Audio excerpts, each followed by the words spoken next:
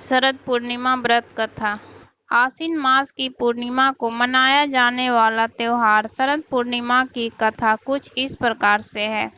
एक साहूकार के दो पुत्रियां थीं। दोनों पुत्रियां पूर्णिमा का व्रत रखती थीं, परंतु बड़ी पुत्री विधि पूर्वक पूजा व्रत करती थी, जबकि छोटी पुत्री अधूरा व्रत ही किया करती थी।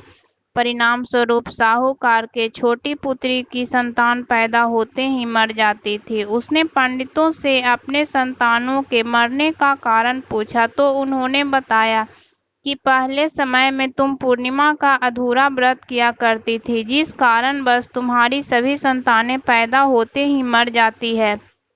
फिर छोटी पुत्री ने पंडितों से इसका उपाय पूछा तो उन्होंने बताया कि यदि तुम विधि पूर्वक पूर्णिमा का व्रत करोगी तब तुम्हारे संतान जीवित रह सकते हैं।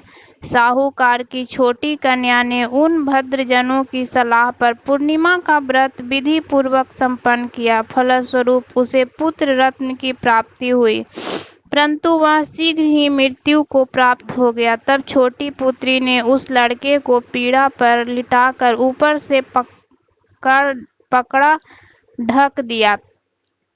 फिर अपनी बड़ी बहन को बुलाकर ले आई और उसे बैठने के लिए वहीं पीढ़ा दे दिया।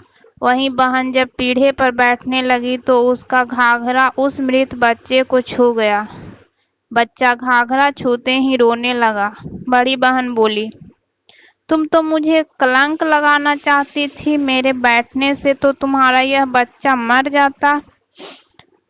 तब छोटी बहन बोली, बहन तुम नहीं जानती, यह तो पहले से ही मरा हुआ था, तुम्हारे भाग्य से ही फिर से जीवित हो गया है, तेरे पुण्य से ही यह जीवित हुआ है।